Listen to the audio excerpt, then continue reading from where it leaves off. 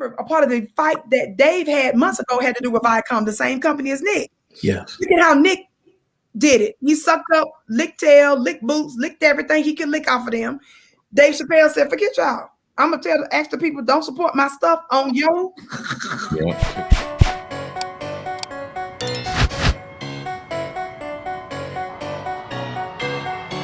You know, of the freedom of speech. You know, The other side of the non-disclosure agreements, the agreements.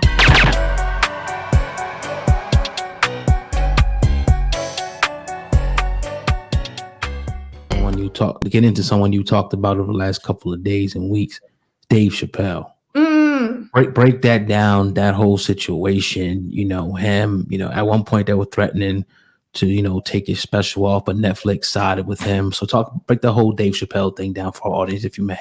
The Dave Chappelle, first of all, shout out to Dave Chappelle. What I love about Dave Chappelle, y'all, I don't know if y'all been keeping up, but I was giving Nick Cannon nonstop, everlasting, eternal. I was with him. I did a show in support of him when he came out saying, hey, you guys gonna treat me like that? Give me the ownership to my show, $1 billion show, which honestly, I didn't even know he didn't own it until he got into it with Viacom. I was like, he didn't own Wild 'N Out. That we know that's his man's $1 billion creation. Yeah. He revealed in the middle of the fight that he didn't even own his own show that made these folks so much money. So first of all, I did a show like, get him, brother. Yeah. 5 minutes later, Lord, that day, 5 minutes later, he licking and lapping and licking and lapping. And he didn't just lick and lap and lick and lap. He went on a lick and lap tour. Yeah. Around the country. He gave his first check from the MASH show, whatever that MASH show he's on as the host of that MASH show. Yeah. You all know he gave his first check to some of the rabbis that was dogging him out and stuff. He's going to the museums. He's going to everything. He denounced every Black person ever he did a show with. Basically, that's me talking. He removed all the videos on his Instagram page of them. He took down a lot of all the powerful Black shows he did with all Black, conscious, masculine men. He took that down right after the incident. Watch this. Why am I bringing it up? Because Dave Chappelle, remember, came in the picture months ago, remember? With his Viacom fight and him saying that, a long time ago when he was younger, he signed some deal to where all of his, a lot of his shows, a lot of his creations, he doesn't even own. Everybody benefits from it many, many, many years later. So he came to the public, Black grassroots, right?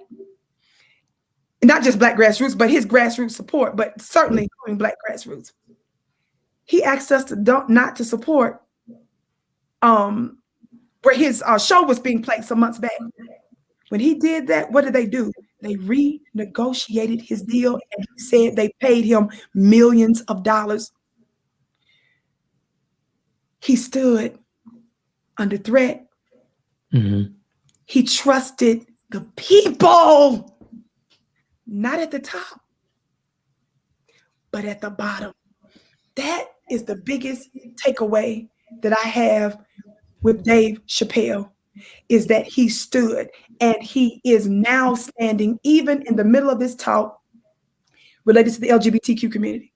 What I want the LGBTQ community and the world to know, how are we going to sit up here and act like it was just about you, but did nobody object when every other word that came out of his mouth was an N-word? Did any of us say that he did an anti-Black show? Nope. When he was saying bees and hoes, did anybody say he's anti-woman? Nope. Laughed. Talk about it. Cracked up. Wow. The thing that gets me, we who have suffered for 500 years, who still have not been repaired, who still hasn't been given reparations, and we're still under oppression. Y'all want us to treat y'all and these other groups as if your little issue exceeds ours? Have you lost your mind? Like we equal. I know people love to say we're not in an oppression rat race. I heard it was Dr. Cornel West, or what's the other one named? Dr. Dyson. Okay, yeah. He said something like that one day when we were talking about racism and other groups and all this other kind of stuff. And even when we talk about the Jewish people, the difference, and we certainly don't condone what happened to them, right? But did their oppression last 500 years? Did they get reparations? Absolutely. The people that didn't even oppress them paid for reparations and advocated. Talk back to me. And I'm not going to get into too much about that. I don't like it when we focus on labels amongst our people, meaning we say, oh, we're Democrat, I'm Republican, I'm a Christian over Muslim, I'm a Jewish person over this. You know why? I'm LGBT, black LGBT, over just being black first. Watch this. You allow the white supremacists to hide under those other labels. You see? When you say that you're a Democrat, that's the reason why they don't want to hold Joe Biden accountable, because he's a Democrat.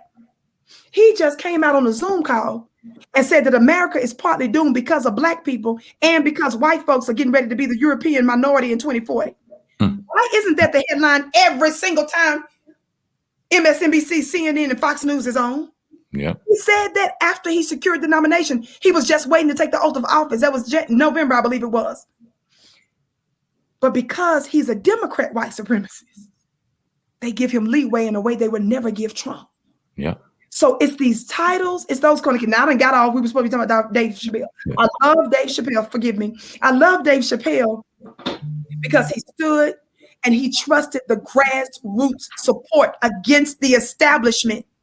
Yeah. That's what I love about him. I love the fact that he turned down $50 million only to come back and still make more millions and doing it his way, trusting that if you do the right thing long enough, eventually, you feel what I'm saying? You can make the system turn, but it was because of the grassroots support of the people at the bottom, not at the top. So I brought up the Nick Cannon stuff because remember, a part of the fight that Dave had months ago had to do with Viacom, the same company as Nick. Yes. Look at how Nick did it. He sucked up, licked tail, licked boots, licked everything he could lick off of them. Dave Chappelle said, forget y'all. I'm going to ask the people, don't support my stuff on your platforms. And guess what?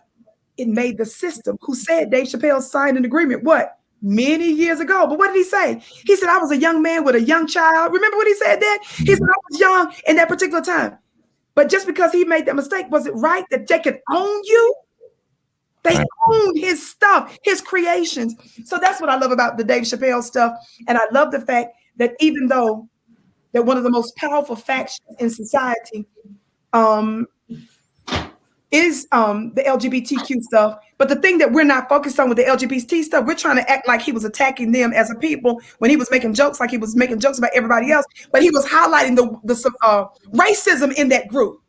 But because, see, we're not going to let no white supremacists get away with nothing. You can say that you're a rabbi. You can say you're a bishop. You can say you're an imam, baby. Whatever you want to say, you're a white supremacist. So you can't hide under the label. And that's what I think Dave, why I have such respect. He didn't.